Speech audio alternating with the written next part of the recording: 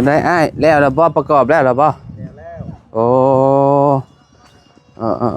ย่อมือนี่แหละมาเนาะโดยสบายดีเด้อดีถ้าแต่มาเนาะมาก็ลงมือหยกพี่น้องมือเป็นมือวันศุกร์เนาะสนุกสนานพี่น้องเนาะมีแต่ความสุขความเจริญเนาะอ้ายหยกบ้านใหม่ใส่เต็มนะบาทพี่น้องเอ้ยเนาะ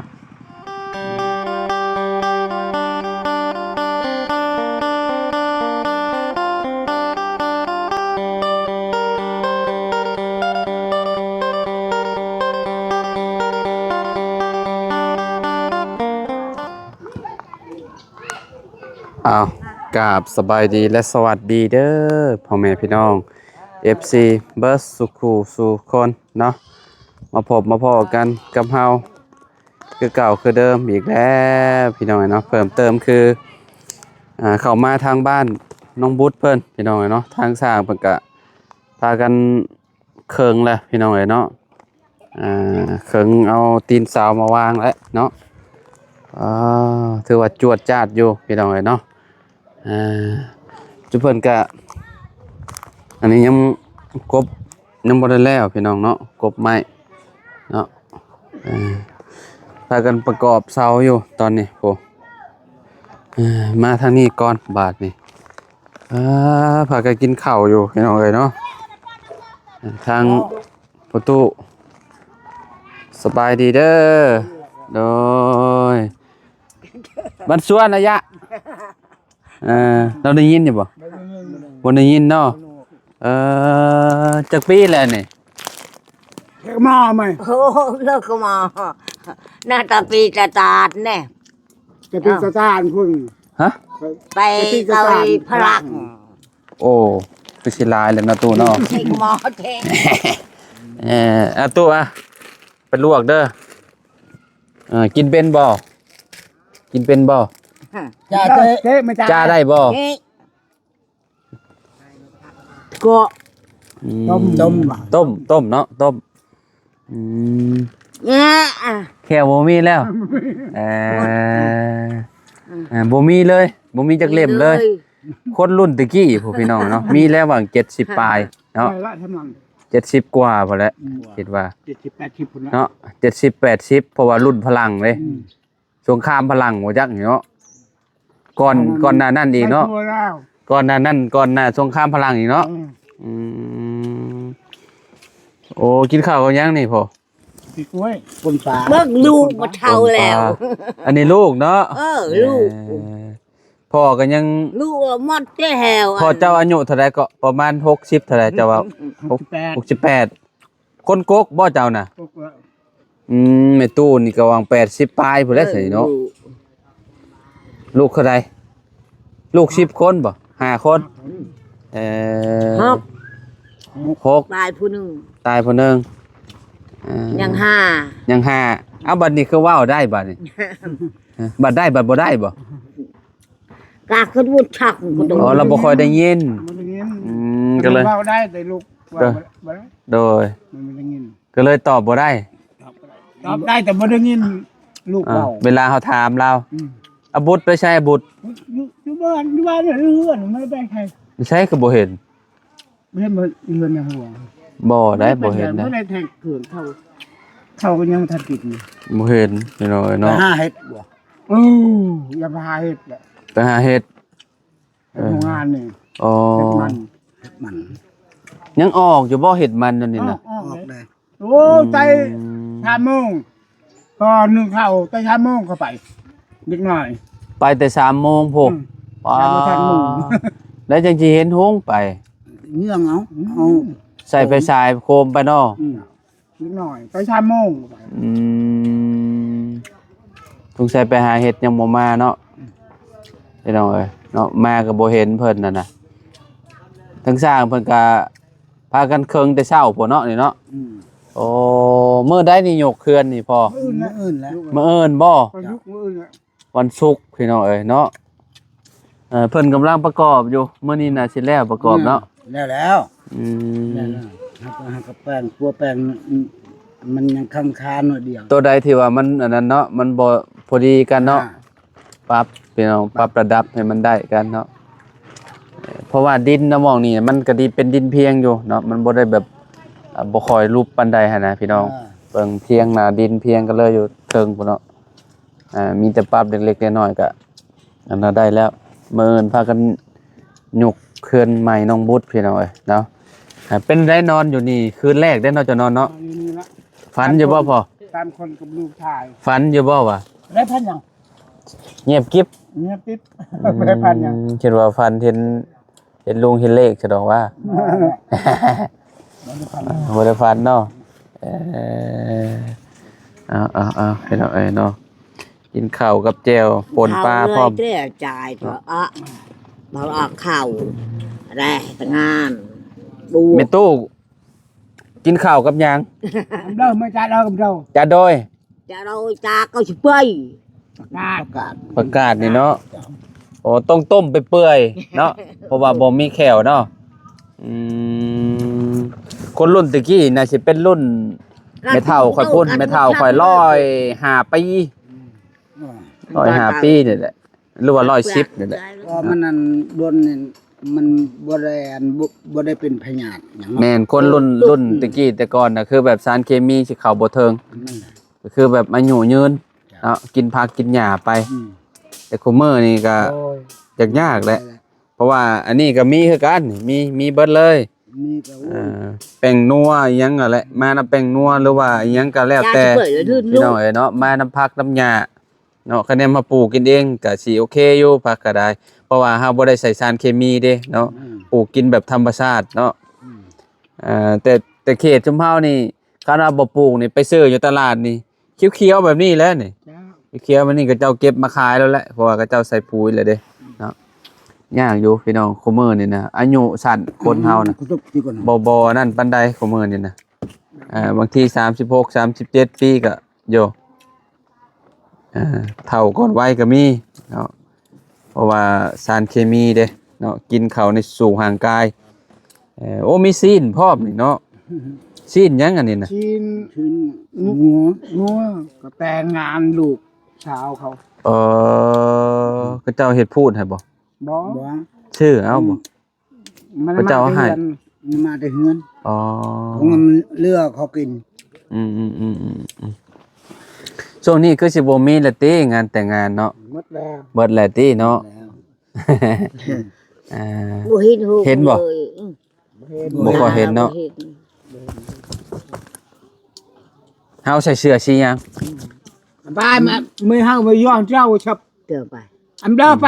ไม่ไปวันเฮาเจ้าอันชับไปยอกลากไปยอกเช้า อย่ากลากมุย มัวเนาะอืม ขาวไปเลยบ่เห็น เสื้อขาวเราพี่น้องเอ้ยเนาะ งานเราบัก ตาเริ่มขาวหมดแล้วเนาะ นี่บาท ตาขาวหมดแล้ว บาท พี่น้องเอ้ยเนาะก็น้องบุตรเพิ่นบ่อยู่พี่น้องเอ้ยเนาะเพิ่นไปหาเห็ดหาหยังนี่แหละเนาะไปน่าสิประมาณช่วงบ่ายๆเขาจักเพิ่นมาเนาะคิดว่าเขามาบ่เห็นเพิ่นก็บ่เป็นหยังพี่น้องเนาะมาเจอทางพ่อน้องบุตรนี่แหละมาคุยกับเราจักเล็กจักน้อยพี่น้องนะเพราะว่ามาเอิญเพิ่นสิพากันยกเคลื่อนแหละเด้อพี่น้องเอ้ยเนาะนอนแบบนี้พี่น้องเมื่อคืนนี่เนาะ เอ้ยเนาะเร่งพี่น้อยเนาะเร่งเฮ็ดเทือนให้เพิ่นเนาะเฮ็ดเทือนเฮ็ดชาญเนาะได้อยู่หลังงามๆและบาดนี้เนาะอย่างไรก็ดีใจนำน้องเพิ่นเนาะกับพ่อตู้เพิ่นนำพี่น้อยเนาะเนาะสร้างนี่เพิ่นเฮ็ดงานไวอยู่เด้อพี่น้องนะถือว่าแบบตรวจจัดอยู่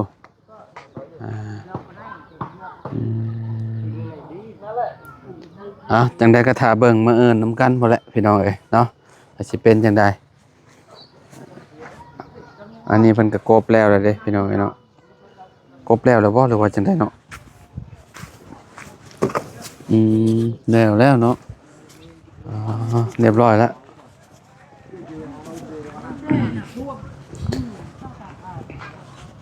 ฝากนี้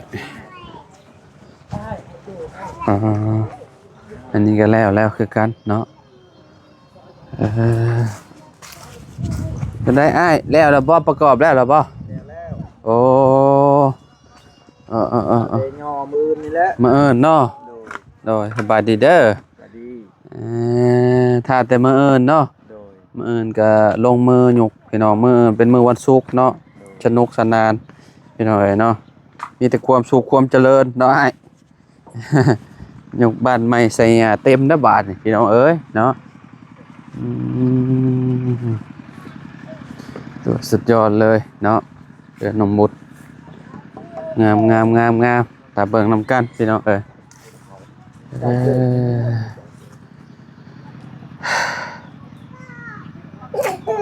อืม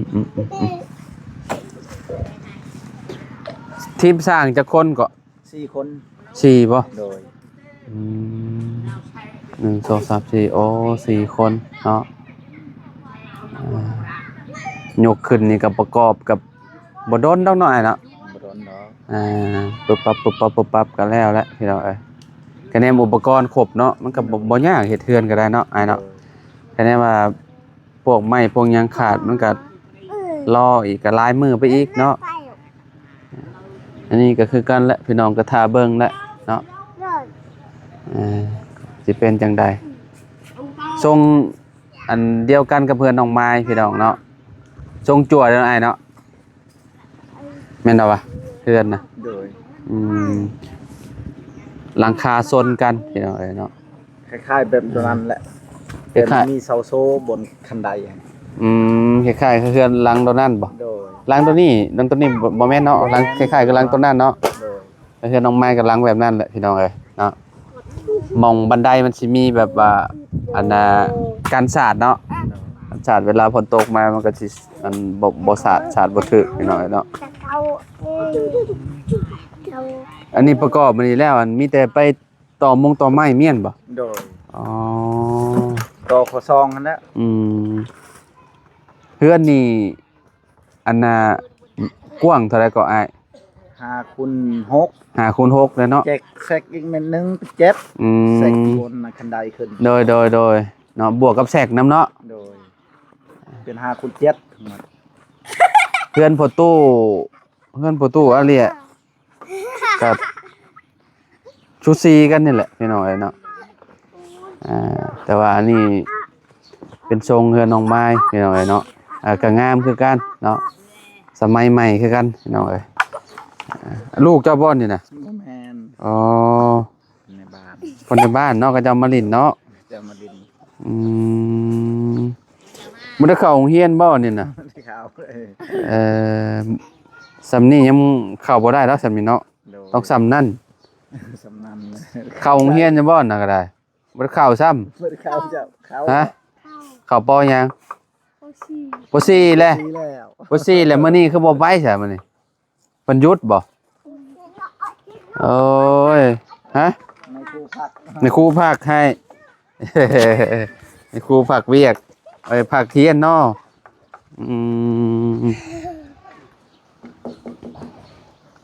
ไม่เพิ่นกันคือสิ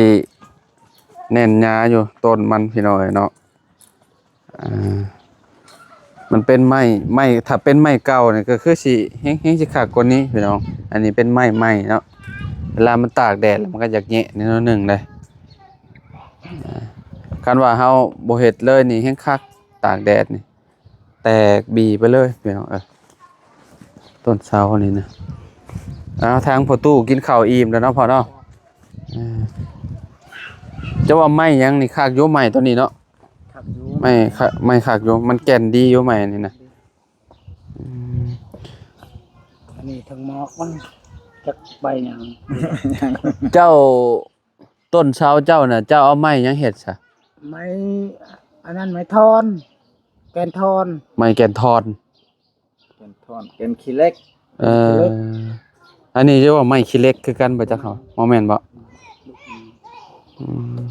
มันลงทอนเลย เฮ็ดเทือนนี่ไม้แดงเนาะสุดยอดเนาะ ไม่ได้อุ้ยไม่แดง บ่ได้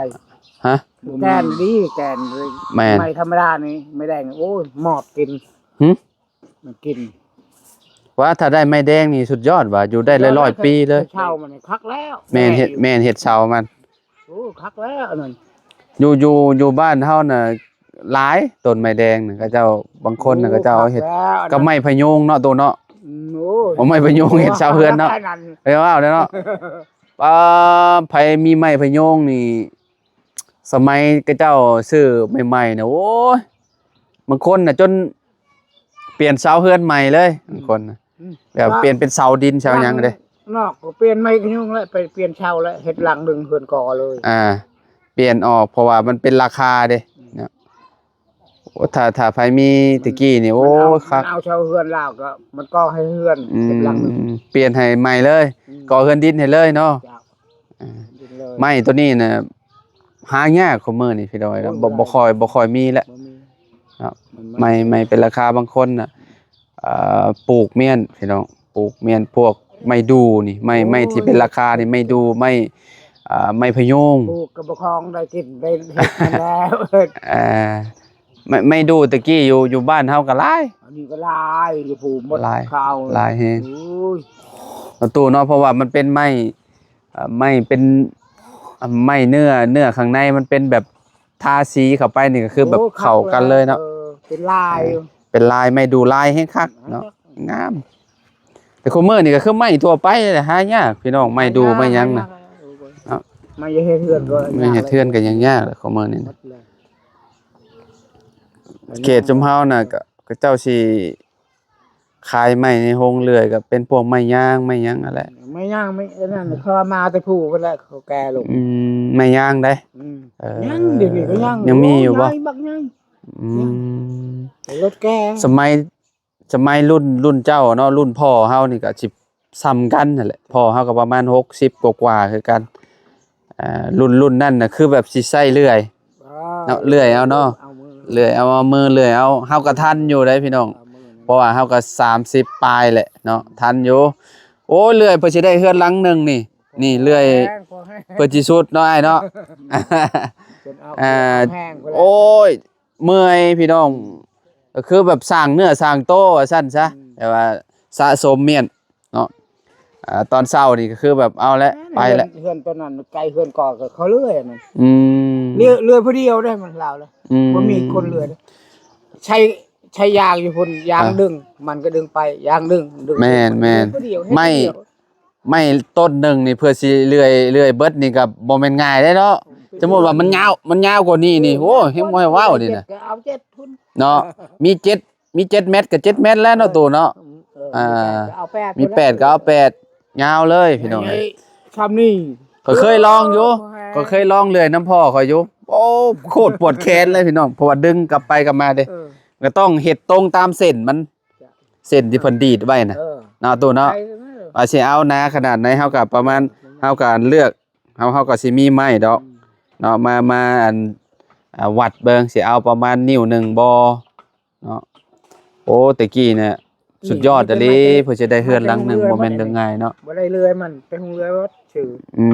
มสมัยใหม่นี่มีแต่สบายอยู่ดอกมีแต่เอาจากห้องเลื่อยคือแบบนี้ก็เจ้าก็ไปตัดมาแล้วก็เจ้าก็ใส่จักรบ่ได้เข้าห้องเลื่อยได้ตัวนี้น่ะก็แนมเข้าห้องเลื่อยนี่สิงามกว่านี้เพราะว่าเพิ่นใส่จักรสตริงปาดเอาพี่น้องเข้าห้องเลื่อยนี่โอ้คักเนาะเพราะว่ามันสิตรงหั่นน่ะพี่น้องเอ้ยเจ้าก็ได้เฮือนเจ้านี่เจ้ามีแต่อันนั้นอย่างเดียวเหรอวะ เพื่อนหลังเก่าจ้ะนี่ เพื่อนมากนี่ แม่นเจ้าไปถากเอาเหรอวะ ทางยังหงเลื่อยคือกัน หงเลื่อยบ่ ฮ็ดให้ตอนพอเป็นปกส อ๋อ เฮ็ดไว้ก็จะ ๆ ให้ ไปอยู่นำ ๆโอ้ถ้ารุ่นนั่นน่ะคือแบบบ่มีดอกอันใหม่จากโรงเรือยน่ะ เจ้า มีแต่เลื่อยเอาด้วยมือตัวเองเลยเพื่อจะได้เฮือนหลังหนึงนี่ก็ใช้เวลาหลายปีอยู่ได้พี่น้องเอ้ยเนาะแต่ว่าไม้ตะกี้น่ะมันบ่อึดเนาะเอาพอเนาะคือแบบ อยู่ผู้อยู่นี่บ่มี เฮาเลือกเอาเลยเฮาสิเอาต้นแบบใดต้นงามๆก็เลือกเอาเนาะแป้นมันสิมีแป้นปูเนาะพวกคางพวกเสาเนาะตัวเนาะ อยู่ผู้หน้าเม็ดก็ได้ อืม โอ้ครับ ก็สบายแน่แต่สมัยโคมื้อนี่แหละพี่น้องเอ้ยเนาะบ่ได้หาอันต้นไม้ต้นตอกก็มีเงินก็มีแต่สั่งทางเจ้าของขายไม้ พี่น้องซื้อมาแล้วก็มาสะมาส่งให้ เลื่อยจบเช่าก่อนปีหน้าอีกจังเลยไหม เช่นนั่น เพราะว่าเฮาบ่ได้มีแต่เวียกตัวเดียวเนาะเพราะว่าเฮาเฮ็ดบางทีคือแบบลาวลุมนี่สิเฮ็ดให้เฮ็ดนาพี่น้องเอ้ยเนาะทางนี้ก็เฮ็ดให้เฮ็ดสวนทางนี้เนาะ ให้ชวน นำข้าวปลูกข้าวพี่น้องเอ้ยเนาะ อยู่ก่อน อ่า เวลาสบายเบลนี่ก็อยู่ไปเรื่อยอีก โดย โฮมไป ก็แบบนั้นเนาะอ้าวพี่น้องก็ประมาณนี้แหละมื้อเนาะพ่อเนาะ เจ้า หยกเขื่อนหยกซานพี่น้องหยกจักโมงพ่อ ก็7-8 มื้อเท่านั้นแหละ 7-8โมงเนาะเอาก็ดีใจนำน้องบุตรเพิ่นพี่น้องเนาะได้บ้านหลังใหม่หลังงามๆอยู่แหละบัดนี้เนาะทางพ่อตู่เพิ่นคือสิมีความสุขแหละพี่น้องเอ้ยเนาะแต่เก่ายังว่าเวลาฝนตกมาเลยยันเฮือนหัวพี่น้องเอ้ยเนาะ บัดนี้คือสิบ่ย้านหัวแล้วบาดนี้เนาะ สบายแล้วบาดนี้สร้าง4คนไว้ดอกเฮ็ดเวียกก็ได้คะแนนว่า2คนมันก็อย่างยากแน่นนึงพี่น้อง ตกขึ้นเลยแล้วโลด คะแนนเฮายกขึ้นแล้วมันเนาะประกอบปุ๊บปั๊บใส่มันก็บ่ยาก นั่นแหละมันยกขึ้นเลย โดยไผถนัดด้านใดก็เฮ็ดด้านนั้นเนาะ